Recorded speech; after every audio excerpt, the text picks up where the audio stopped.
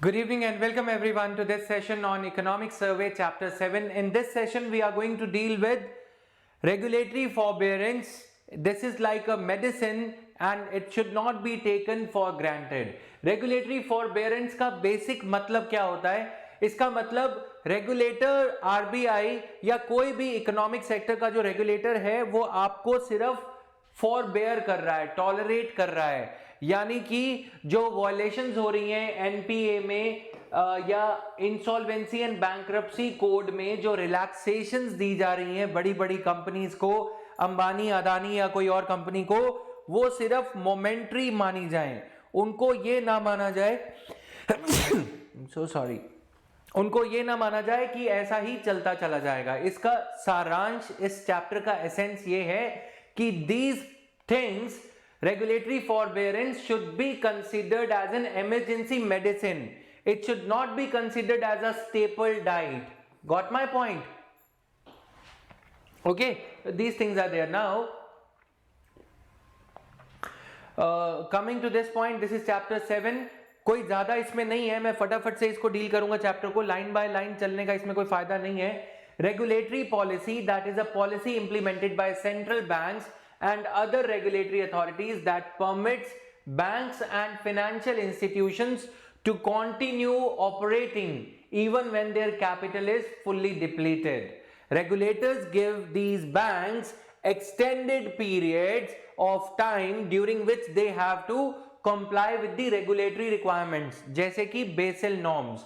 Basel norms में क्या है? Capital adequacy ratio. Capital adequacy ratio banks का बार बार पोस्टपोन किया जा रहा है। गाइस, कैपिटल एडिक्वेसी रेशो क्या होता है कि minimum amount of capital as a percentage of, minimum amount of capital as a percentage of what? Percentage of their NPS. Bank का ओन कैपिटल कितना होना चाहिए? Capital adequacy, capital risk to adequacy ratio, own capital of the bank. यानी कि bank के पास दो तरह के पैसे होते हैं, एक तो बैंक का अपना पैसा जो गवर्नमेंट, अगर गवर्नमेंट बैंक है तो गवर्नमेंट ने जो बैंक के शेयर कैपिटल में हिस्सेदारी डाली होगी, दूसरा डिपॉजिटर्स का पैसा है ना। डिपॉजिटर्स के पैसे से विजय माल्या को लोन दे दिया, कोई बात नहीं, अंबानी को लोन दे दिया, अनिल अंबानी को दे दिया, अदानी को दे दिया, कोई बात नहीं। लेकिन जो रिस्की कैपिटल्स है ना बच्चे, रिस्की कैपिटल्स यानी कि जो रिस्की लोन्स हैं, जो नॉन परफॉर्मिंग हैं, रिस्की भी चलो छोड़ो, जो एसेट्स पे 3 महीने से ईएमआई नहीं आई, उस कम से कम वो वाले एसेट्स, वो वाले लोन्स का 9.5% बैंक का अपना होना चाहिए। मान लो कि विजय माल्या वाले जो लोन है वो 1 लाख करोड़ के हैं, ठीक है। बैंक के पास लोगों के पैसे आते हैं, बैंक इस पैसे को लोन के रूप में दे देता है, अच्छी बात है। ऑर्डिनरी लोन्स जो कि सही चल रहे हैं उनका नहीं, कम से कम उनका नहीं तो ना सही, कम से कम जो लोन्स, बैड लोन्स हो रहे हैं 1 लाख करोड़ के, उसका 9%, यानी कि उसका 9% कितना हुआ? 9500 करोड़। वो 9500 करोड़ आपका अपना होना चाहिए, बैंक का अपना होना चाहिए। So much is clear to everyone? This much is clear to everyone?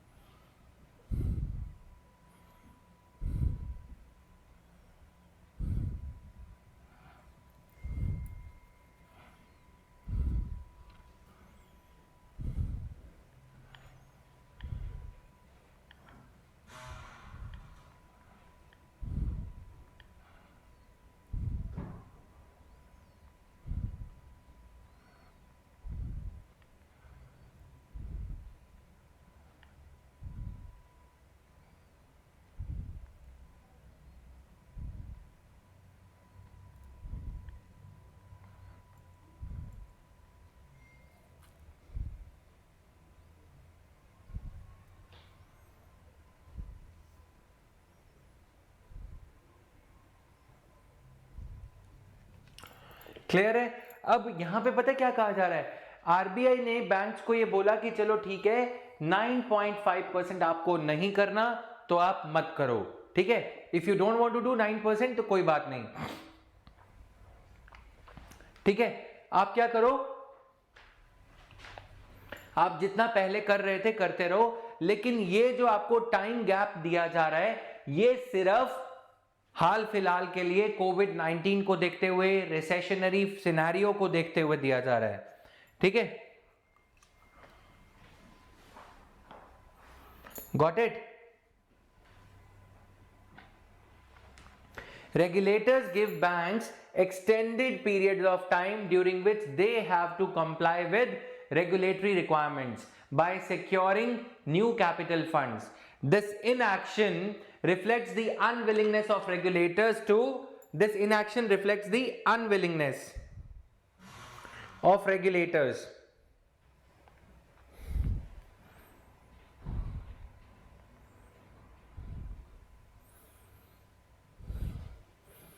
okay, it reflects the unwillingness of regulators to take disciplinary action.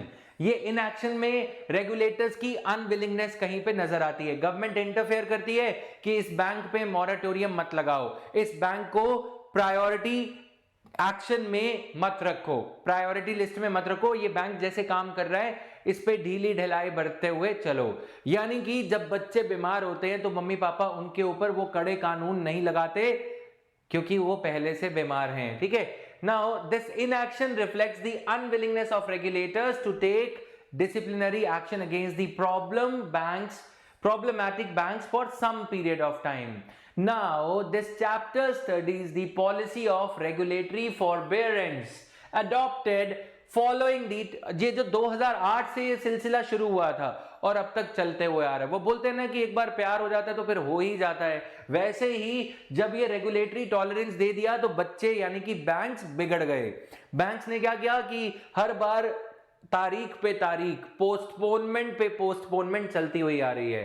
To address the economic challenges posed by कोविड-19 pandemic, financial regulators, all the RBI type regulators, they have adopted regulatory forbearance and India is no exception. India ने भी banks को थोड़ी सख्ताई कम कर दी, ठीक है। emergency measures such as forbearance prevent the spillover of the failures in the financial sector to the real sector.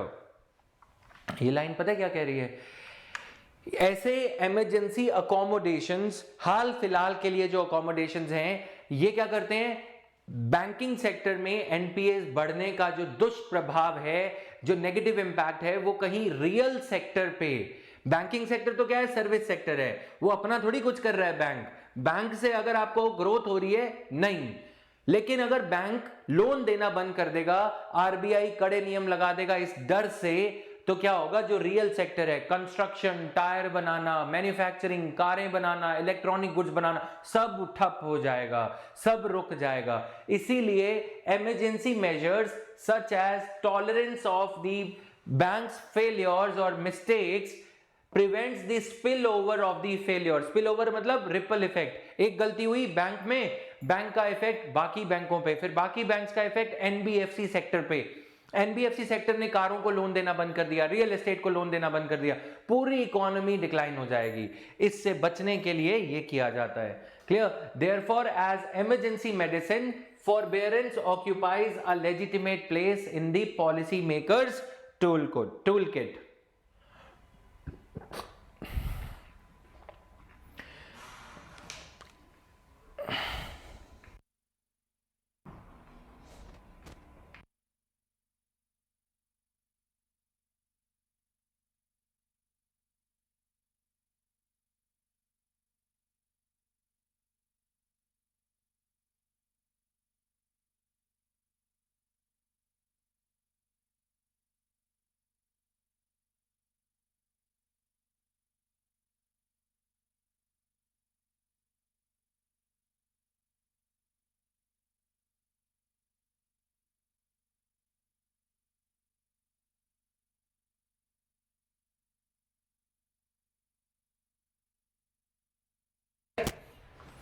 Now when emergency medicine, अब देखो emergency medicine जब स्टेपल डाइट बन जाए, जैसे चना बाजरा दलिया आप खाने ही लग जाओ हमेशा, the negative side effects may not be large but may also last for a while. मतलब नेगेटिव इफेक्ट्स बड़े ही बड़े ना हो, हर बैंक फिर ये सोचेगा आरबीआई तो माफ कर ही देगा, RBI will be lenient towards us and they would go on continuing with the same phenomena. ठीक है, एक बार बच्चा होमवर्क नहीं करता, पेरेंट्स बोलते हैं कि चलो बीमार है कोई बात नहीं, फिर अगली बार फिर मम्मी ने फिर माफ कर दिया, वो बच्चा फिर काम करना ही छोड़ देगा, नालायक बन जाएगा। ठीक है, इसीलिए ये कॉशन हमें एक्सरसाइज करना पड़ेगा। इतना सा इसका सारांश है। एक दो एग्जाम्पल समझ लेते हैं। Without forbearance if the project, ये पॉइंट ये कह रहा है अगर मैं एसबीआई हूं, मुझसे एक गलती हुई कि मेरा capital risk to adequacy ratio 9.5% नहीं है, अगर आरबीआई मेरी तरफ टॉलरेंस नहीं दिखाएगा तो क्या होगा, मैं किसी कंपनी को, अदानी कंपनी को या किसी और कंपनी को लोन देना चाहता हूं as the CEO of SBI, project viable है, अच्छा प्रोजेक्ट है, प्रॉफिट दिख रहा है, bank would restructure the asset and downgrade it to a non-performing asset and provide a provision for the same। देखो यहां पे पता क्या हुआ है, किंगफिशर के फेलियर की वजह से, इसको भूल जाओ, मैं अच्छा एग्जांपल दे रहा हूं, किंगफिशर के फेलियर की वजह से जेट एयरवेज को जानबूझ के, अगर बैंक थोड़ी सी लीनियंसी बरतता तो जेट एयरवेज को नीलाम ना करना पड़ता, जेट एयरवेज को एक्वायर ना करती सरकार, ना करता बैंक। क्या हुआ कि प्रोजेक्ट वायबल था, बैंक अपने एसेट को थोड़ा सा और लोन देता तो शायद जेट एयरवेज की उड़ान चलती रहती, लेकिन पहले जो हुआ फॉरबेरेंस नहीं बरती गई, आरबीआई ने बोला कि ऐसे सभी एसेट्स जिन पे, ऐसे सभी लोन्स जिन पे 6-6 महीने से ईएमआई नहीं आ रही, उनको आप बैड एसेट डिक्लेयर कर दो। बैड एसेट डिक्लेयर करने से क्या इफेक्ट हुआ, बैलेंस शीट बना के देखते हैं कि क्या असर हुआ इसका। हम जब इसकी बैलेंस शीट बनाते हैं तो आप यहां पे देखोगे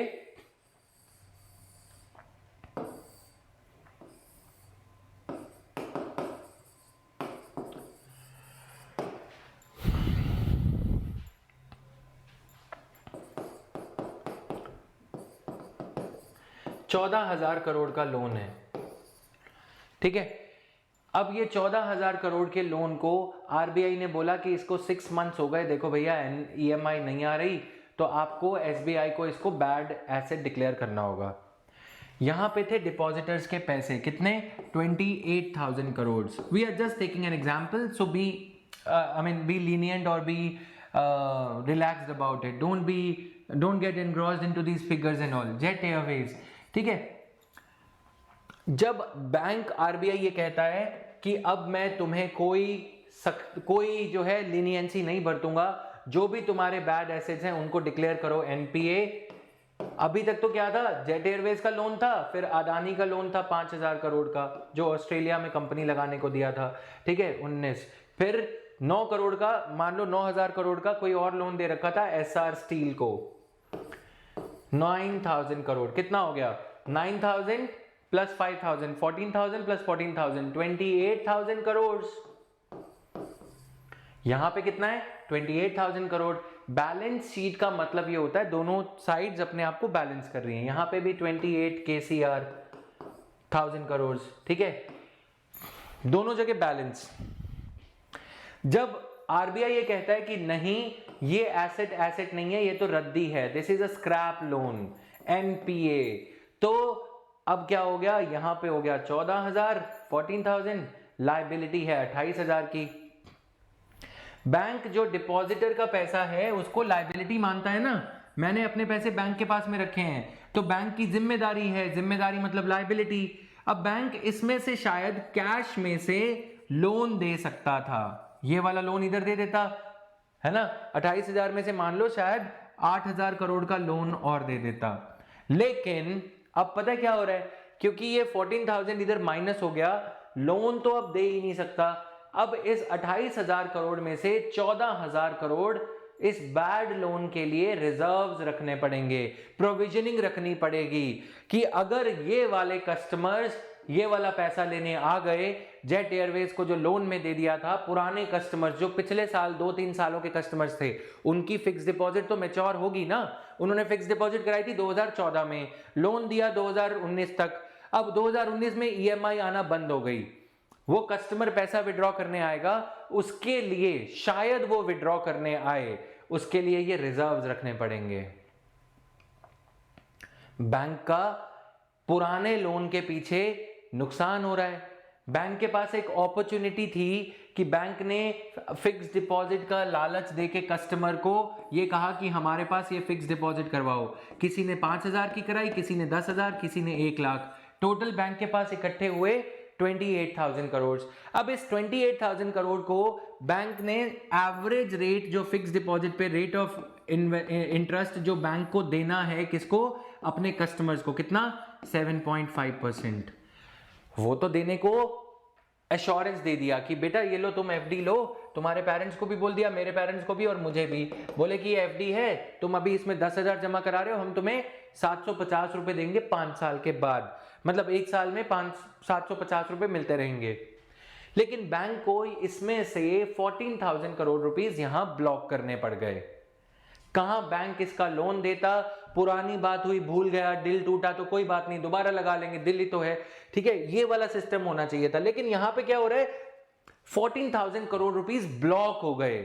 नया, एक तरफ तो नया इन्वेस्टमेंट रुक गया रियल सेक्टर ऑफ इकोनॉमी में। अदानी को लोन देता तो कोई और काम करता, अदानी पावर प्लांट लगाता या कुछ करता, और डिपॉजिटर्स को भी रिटर्न ऑन इन्वेस्टमेंट मिलता रहता। लेकिन पुराने पीछे पैसे के पीछे और पैसा फेंकना, यहां पे रिजर्व करना पड़ रहा है। करना तो पड़ेगा ही, क्योंकि कभी ना कभी तो वो कस्टमर्स आएंगे, है ना। कहीं ऐसा नहीं हो कि बैंक दिवालिया हो जाए उन कस्टमर्स को पैसे देने की होड़ में। इसीलिए तो यहां पे यही सारी चीजें लिखी हैं। प्रोजेक्ट वायबल होगा, बैंक एसेट को रीस्ट्रक्चर कर देगा और उसको डाउनग्रेड कर देगा, नॉन परफॉर्मिंग एसेट, और फिर उसके लिए ये प्रोविजनिंग रखनी पड़ेगी नए 14,000 करोड़ रुपए की। This is like throwing the baby out with the water, with the bathtub, है ना। बच्चे को भी पानी के साथ फेंक दिया, जो मम्मी नहलाते हैं ना बच्चों को, उसी के ऊपर ये प्रोवर्ब बना है, ठीक है। प्रोवर्ब में क्या होता है, पानी गंदा तो गंदा था, बच्चे को भी साथ में फेंक दिया। ये जो पुराना लोन था ये तो बैड लोन था ही, उसके पीछे नए पैसे फेंकने को आरबीआई कह रहा है। आरबीआई कहता है कि यार मैं क्या करूं, आगे चल के अगर दिक्कत होगी तो सभी के लिए दिक्कत होगी, इसलिए बैंक को फेल होने से बचाने के लिए ये करना जरूरी है ना। लेकिन बैंक से कहते हैं कि वो बात तो ठीक है, थोड़ी तो नरमी बरतो, थोड़ा लीनियंसी दिखाओ। आरबीआई लीनियंसी दिखाता है। अब सरकार ये कह रही है इस पूरे चैप्टर में कि कहीं ये लीनियंसी कहीं आदत ना बन जाए। विद फॉरबियरेंस, अगर प्रोजेक्ट वायबल होगा, बैंक एसेट को रीस्ट्रक्चर करेगा, as restructure assets do not require the same level of provisioning. अगर इस एसेट को रीस्ट्रक्चर कर दिया जाए, रीस्ट्रक्चरिंग पता है कितने प्रकार की होती है, कितनी टाइप की होती है restructuring? Restructuring could be of these types.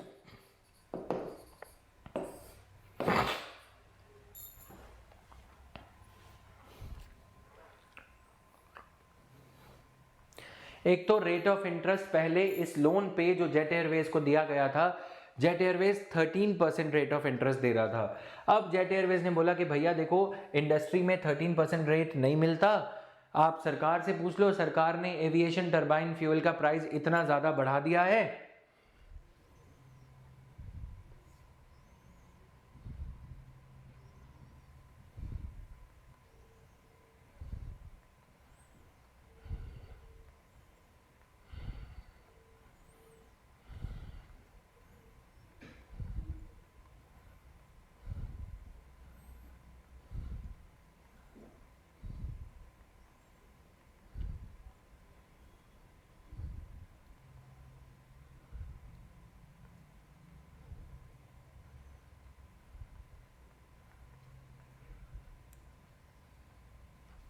ठीक है, तो आप सरकार ने एविएशन टरबाइन फ्यूल बढ़ा दिया है, हम इसको 13% की जगह आपको 10% रेट ऑफ इंटरेस्ट दे रहे हैं। बैंक भी खुश, जेट एयरवेज भी खुश। दूसरा होता है कि हर महीने 14,000 करोड़ के लोन के लिए कितना देना था? हर महीने 14,000 करोड़ के लोन के लिए कितना देना था?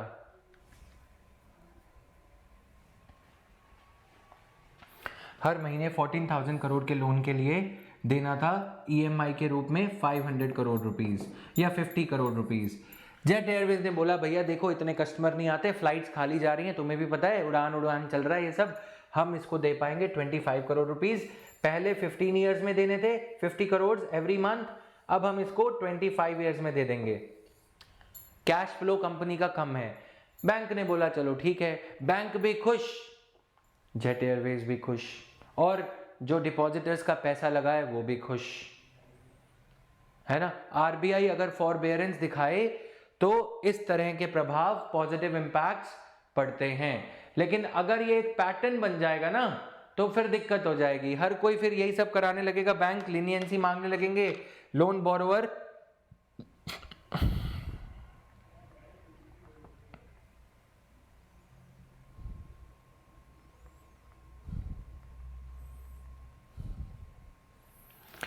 बोरोवर भी बार बार रीस्ट्रक्चरिंग मांगने लगेंगे। समझ आ रहा है सबको या सो रहे हो तुम लोग? जागो फटाफट, बोलो हाँ या ना।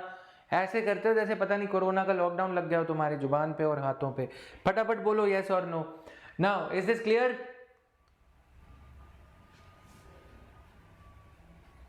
Only then would I be able to proceed further. As per the regulations prevalent before August 2008, non-industrial, non-SME accounts classified as standard assets were to be reclassified as substandard assets upon restructuring. Clear? As per the regulations prevalent before August 2008, non-industrial, non-small and medium enterprises accounts which were classified as standard assets, जिनके लिए कोई provisioning नहीं रखनी होती, were to be reclassified as substandard assets.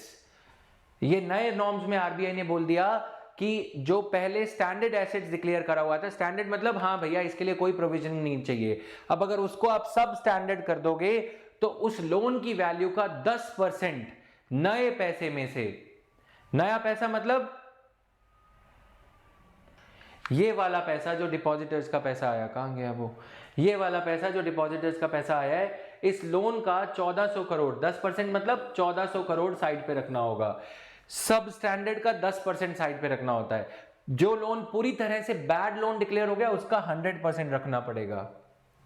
ऐसे कड़े नियम लाने की वजह से कि 10% रखो, पहले स्टैंडर्ड एसेट था अब उसका 10% रखवाना शुरू कर दिया आरबीआई ने।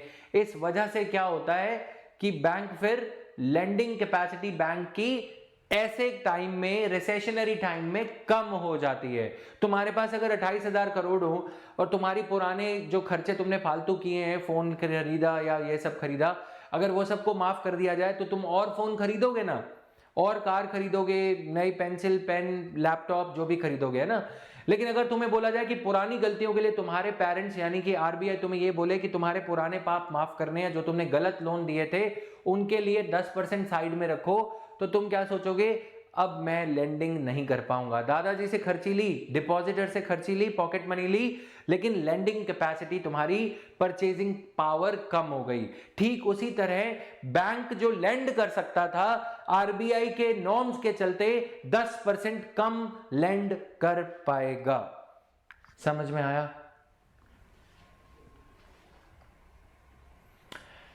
The new relaxed norms entitled borrowers to retain the same asset classification upon restructuring. पहले वाली ये थोड़ा टाइट था, अब ये कहा है एसेट को सब स्टैंडर्ड क्लासिफाई नहीं किया जाएगा, यानी कि आप उस एसेट पे और लोन लेना चाहो तो ले सकते हो, और बैंक को उस एसेट को, उस लोन को, लोन के लिए कोई और प्रोविजनिंग रखने की जरूरत भी नहीं है। Clear?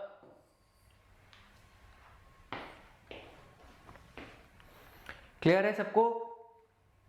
Since accounts would no longer be classified as substandard on restructuring, banks were no longer required to make the general provision on total outstanding for substandard assets. Since accounts would no longer be classified as substandard on restructuring, the relaxed norms were extended to already restructured loans as well. जो पहले वाले restructured loans हैं, देखो अब पता क्या है, अनिल अंबानी का कोई लोन रीस्ट्रक्चर हुआ था पूरी अनिल अंबानी ग्रुप का जो लोन्स हैं, ADAG group of industries, Anil Dhirubhai Ambani group of industries को एक वे से क्या कर दिया जाएगा, उसकी रेटिंग को डाउनग्रेड कर दिया जाएगा।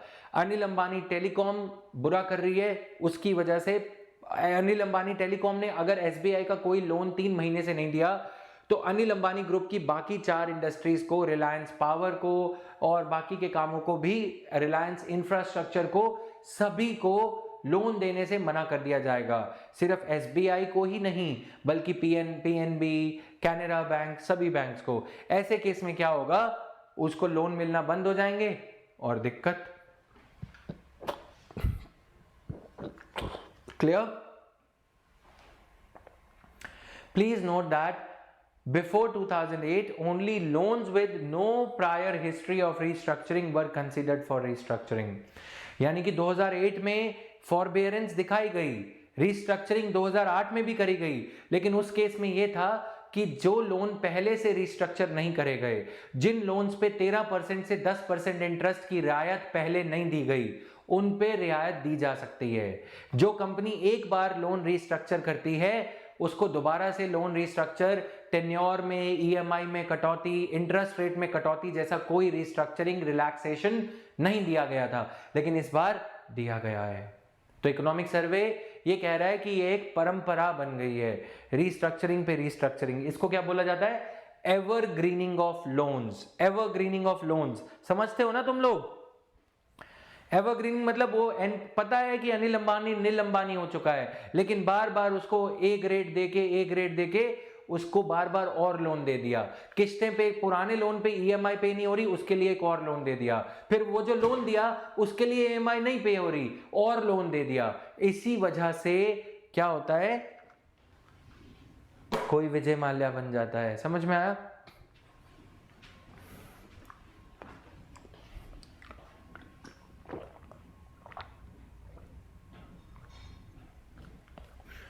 Clear?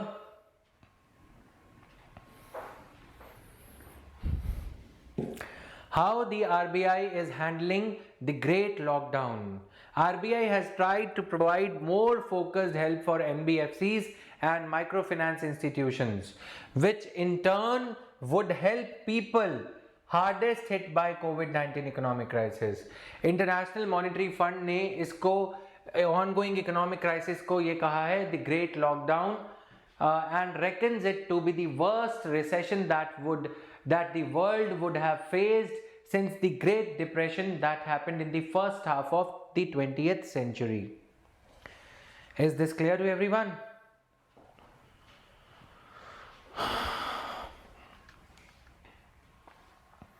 RBI has so far made 2 rounds of policy announcements to counter the debilitating effects of the spread of COVID-19 on the Indian economy. In the first round, the RBI mainly cut the repo rate and the reverse repo rate, started targeted long term repo operations. RBI ने targeted long term repo operations को start कर दिया.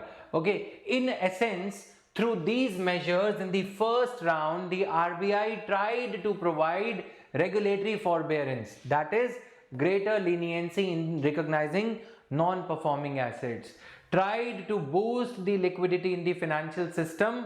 RBI ने और ज्यादा liquidity का मतलब क्या है, कैश इंजेक्ट किया।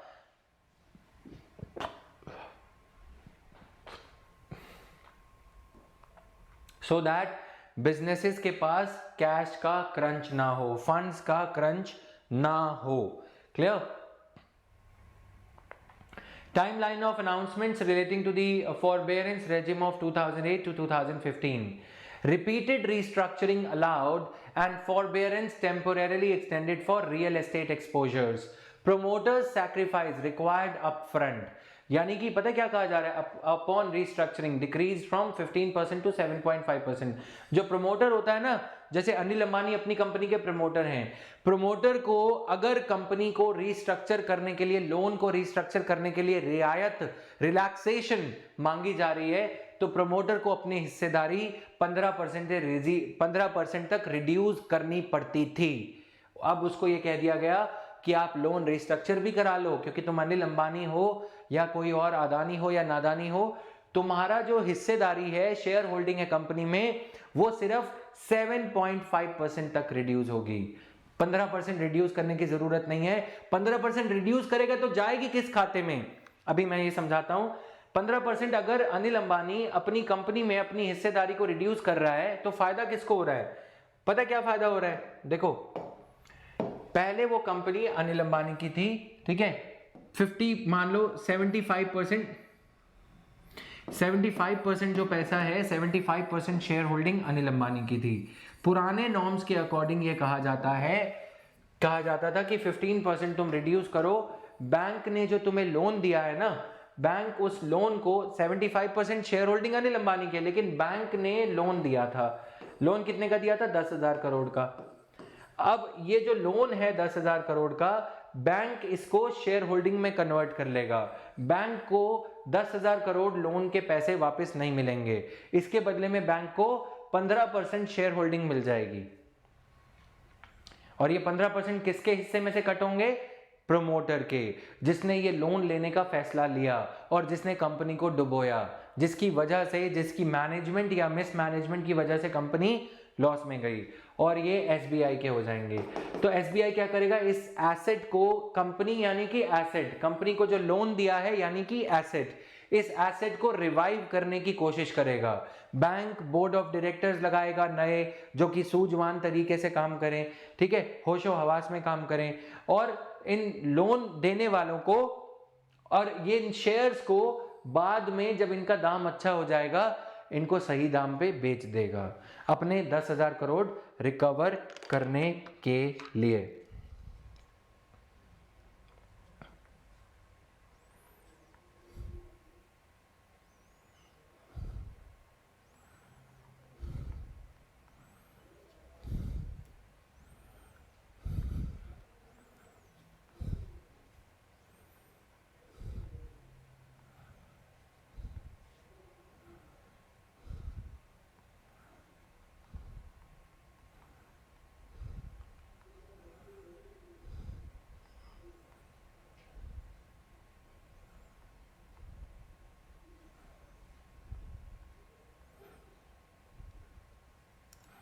क्लियर है सबको ये अभी तक? तो कुछ इस तरह से काम किया जाता है। तो धीरे धीरे से आप देखोगे कि यहाँ पे increase in provisioning of 2% on standard restructured assets. जो रिस्ट्रक्चर्ड एसेट है, मान लो एसेट मतलब 100 करोड़ का लोन जिसको रिस्ट्रक्चर किया गया, यानी कि इसको धीरे धीरे से पे करने की रियायत दे दी गई है, उसके लिए भी 2 करोड़ रुपए साइड में रखने पड़ेंगे। अगर 10,000 करोड़ का लोन है तो 200 करोड़ रुपए साइड पे रखने पड़ेंगे। साइड पे रखने का मतलब बैंक के पास जो नई डिपॉजिट्स आई हैं उनको, उनमें से बैंक 200 करोड़ रुपए साइड में रखेगा हर ऐसे 10,000 करोड़ के लोन के लिए जिसकी टेन्योर को एक्सटेंड किया गया है। देना था वो 2020 तक, लेकिन 2025 तक का टाइम दे दिया गया। ऐसा किया गया 11 से 12 के बीच में। 18 मई को ये रिलैक्सेशन दी गई। इसी तरह से तुम देखोगे नई नई रिलैक्सेशन दी गई, ठीक है, और वर्किंग ग्रुप लगाया गया, फिर उन्होंने कुछ और कहा, फिर उन्होंने कुछ और। तो पॉइंट ये है कि जो फॉरबेरेंस जो एक मेडिसिन होनी चाहिए थी वो एक स्टेपल डाइट बन गई। 2008, 9, 10, 11 देख रहे हो तुम, तो ये क्या है? कल्चर खराब हो गया, financial culture, discipline banking companies ने और बोरो करने वाली कंपनीज ने छोड़ दिया। विंडो ड्रेसिंग क्या होता है? Window dressing is the action taken to improve the appearance of a company's financial statements. Window dressing समझते हो ना? विंडो शॉपिंग करते हो जैसे। विंडो ड्रेसिंग ये है कि बाहर से कोई कंपनी को देखेगा, उसे लगेगा वाह कितना बड़ा बिजनेस चल रहा है, 10-15 एम्प्लॉइज बैठा दिए, फिर बड़े बड़े से एसेट्स उसेट्स लगा दिए, विजय माल्या वाले काम, समझ रहे हो? ऐसे लगता है कि बहुत बड़ा काम चल रहा होगा अंदर। बैंक के ऑडिटर्स या बैंक के जो लोन अप्रूव करने वाले फाइनेंसर्स होते हैं, उनकी नजरों में धूल झोंकने के लिए इसको विंडो ड्रेसिंग कहा जाता है, ठीक है। जैसे तुम अपनी अलमीरा जो है पूरी किताबों से भर लेते हो कि हाँ वाकई ही तुम आईएएस की तैयारी कर रहे हो। Window dressing is particularly common when a business has a large number of shareholders so that management can give the appearance of a well run company to the investors. Impact: increased defaults by borrowers. Benefiting from forbearance. Impact क्या हुआ? Increased defaults होने लगे, विजय माल्या और ये सब। Undercapitalisation of banks, banks जो हैं पर्याप्त वे से अंडर कैपिटल, ये जो है ऑप्टिमम वे में कैपिटलाइज्ड नहीं रहे। बैंकों के पास लायबिलिटीज ज्यादा है, एसेट्स कम। हालांकि लायबिलिटीज मतलब एसेट्स जो हैं, बैंक का अपना कैपिटल वगैरह ज्यादा होना चाहिए। एवरग्रीनिंग ऑफ लोन्स होने लग गया। एवरग्रीनिंग मैंने तुम्हें बता दिया, पुराने लोन को देने के लिए एक नया लोन जब लेना पड़े, फिर उस लोन को देने के लिए उस लोन की ईएमआई चुकाने के लिए एक और लोन लेना पड़े। Deterioration in the performance of borrowers benefiting from forbearance, deterioration in the quality of the board, board की क्वालिटी खराब होती गई, बोर्ड मेंबर्स जो हैं वो और खराब होते गए, उनके पास बोलने की जो है अनुमति नहीं थी, उनको चुप करा दिया बड़े लोगों ने जो कंपनी के एक्चुअल प्रमोटर्स थे। Weakening of the corporate governance in the borrowers benefiting from forbearance. Corporate governance यानी कि कंपनीज एक्ट 2013 के अकॉर्डिंग जो इनकी गवर्नेंस होनी चाहिए थी वो भी गई पानी में। Leading to zombie firms. Zombie firms क्या होता है? दिखावे वाली फर्म्स, विंडो ड्रेसिंग वाली firms. Inefficient allocation of capital by borrowers that benefited from forbearance. अगर सख्ताई होती तो ये बोरोवर्स अनिल अंबानी जैसे अपना लोन लिया गया पैसा सूझबूझ के साथ खर्चते। Clear? Zombies are the companies that earn just enough money to continue operating and service debt, but they are unable to pay off their debt. ठीक है, सर्विस डेट मतलब उस पे जो ईएमआई वगैरह पे होनी होती है बस वो देना। ठीक है, such companies given that they just scrape मतलब क्रॉल करता है जैसे बेबी, ठीक है, बाय मीटिंग ओवरहेड्स, मतलब यहाँ पे क्रॉल कर रहे हैं, चलना नहीं, दौड़ नहीं पा रही है company. They have no access capital to invest to increase growth. Zombie companies are typically subject to higher borrowing costs and may be one just event, market disruption और a poor quarter performance away from insolvency. यानी कि अगर एक और झटका लगा, market disrupt हुई, कोई कोविड-19 या कोई फ्लड या कुछ ऐसा हुआ तो ये कंपनी बैंकरप्ट हो जाएगी। Zombies are especially dependent on the banks for financing, which is fundamentally their life support. Is this clear? Zombie companies are also known as living dead or zombie stocks. Zombie stocks, ये आपको पता होनी चाहिए छोटी छोटी सी terms. An intentional maneuver by banks and financial institutions to mask loan default.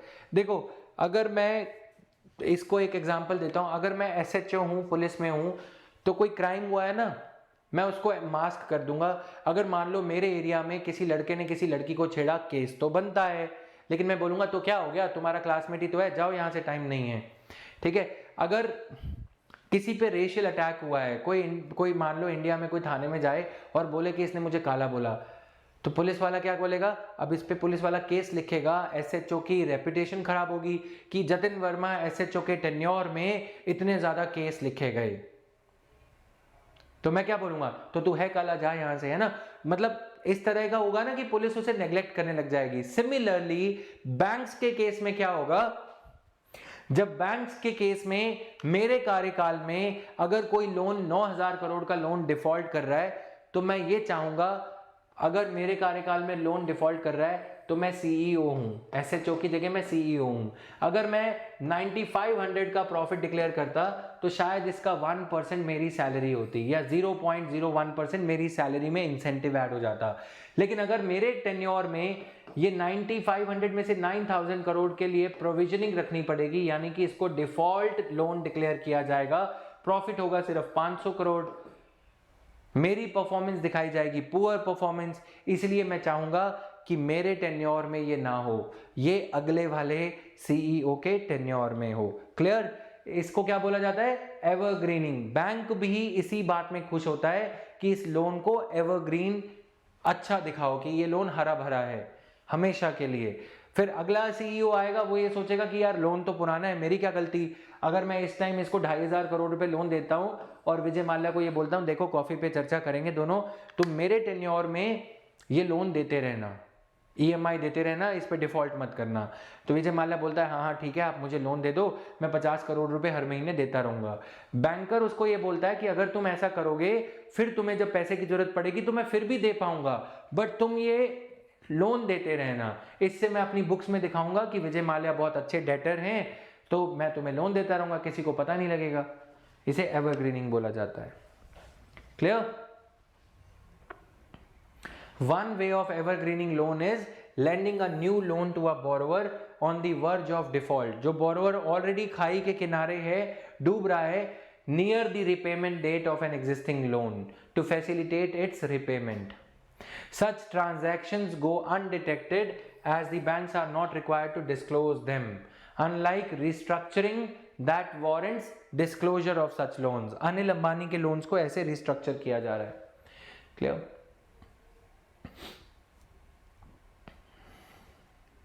What is a non-performing asset? You may note that for a bank, the loans given by the bank is considered as its asset. So if the principal or the interest or both the components of a loan is not being serviced to the lender, then it would be considered as a non-performing asset. Any asset which stops giving returns to its investors for a specified period of time is known as non-performing asset. Generally, the specified period of time is 90 days. In most of the countries and across various lending institutions, this is there. ठीक है,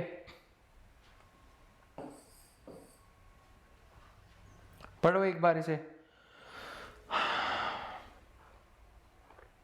ये हमने कुछ extra information इसमें दे रखी है, इसको एक बार पढ़ोगे।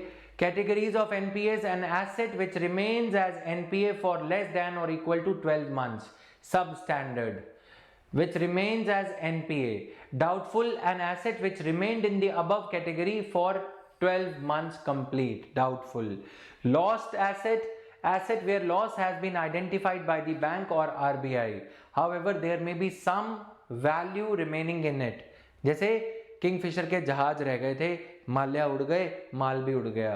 तो ये सिर्फ जहाज जो है एयरपोर्ट पे, दिल्ली एयरपोर्ट पे बहुत सारे एयरक्राफ्ट खड़े थे।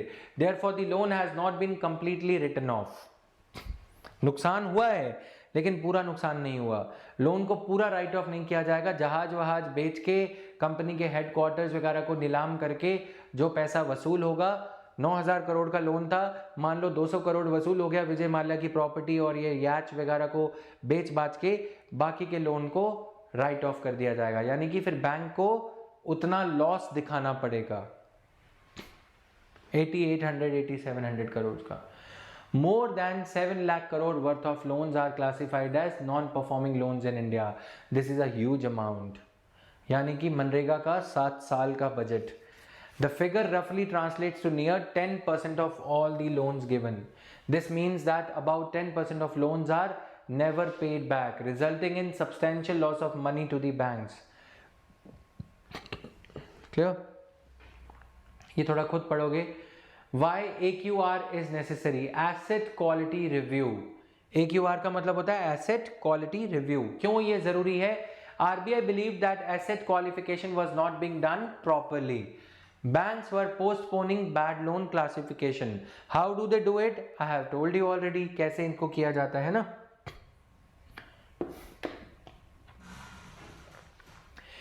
Investors were also facing uncertainties as guidance by banks on bad loans was erratic.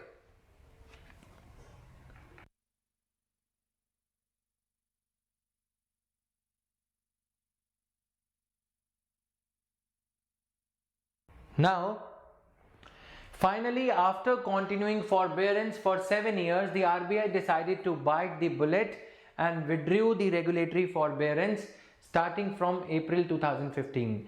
The RBI also decided to conduct a detailed asset quality review to know the true status of banks' NPAs. What is asset quality review?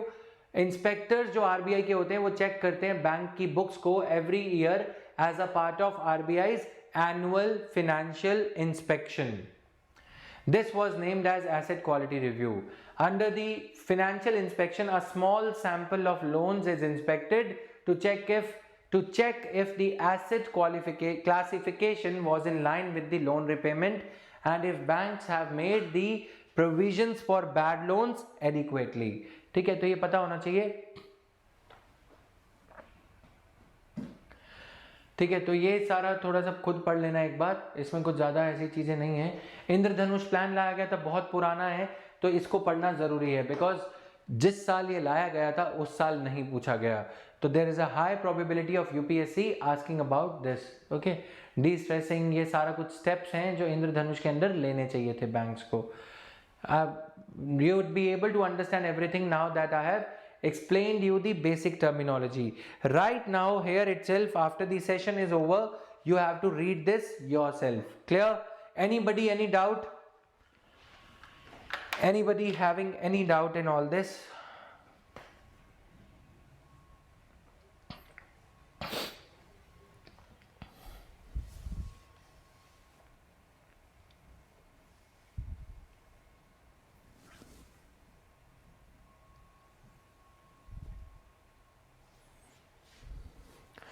Okay, Rupa Rani, it will be uploaded PDF for the previous 2 classes, and today's class will be uploaded in a short while from now. Okay.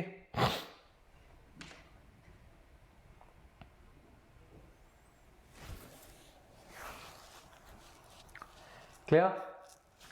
Any other concern? How a bank can run a company? Saharsh, bank doesn't run a company. Bank basically appoints the CEOs of the expert sector, experts of the sector. Suppose if it is an aviation sector, and if I am the CEO of SBI, my bank's huge loans are there given to the Jet Airways. Now Jet Airways says I can't pay. I go to the insolvency and bankruptcy board and I tell them that I want to restructure this asset. I want to run this company as a bank. I am the major loan lender to this company, Jet Airways.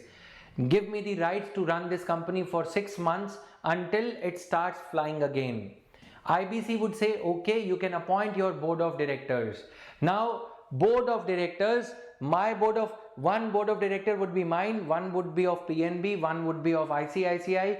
All these board of directors would decide to appoint a new CEO of Jet Airways, who would be an expert in the aviation sector. He would take all the operating decisions of the company, Jet Airways, how many routes to fly on, and then when the company starts earning profit, bank would take out its loan or bank would sell the shares of the company.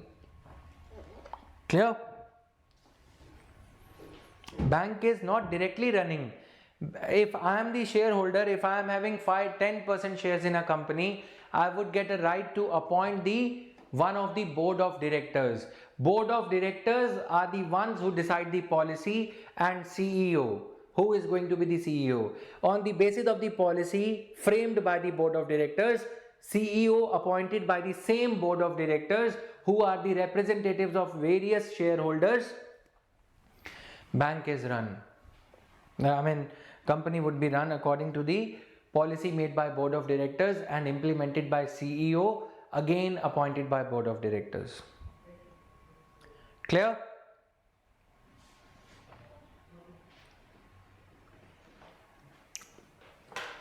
Let me draw this for you. You'll understand this better.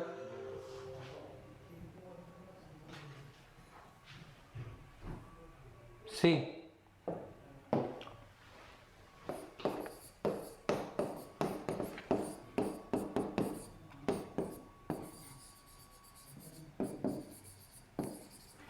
Runs the company. Once the Jet Airways failed, the majority owner of Jet Airways, his appointed board of directors were removed. SBI, PNB, they all appointed their representative each on this. Now these board of directors will bring about the new CEO. CEO would act according to the directions given by board of directors.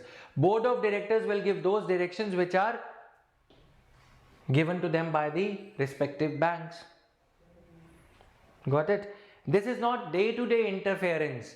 This is just that in the 5 years we want the company to be up and flying and earning profits. Clear? So this was all. All right. Any other doubt?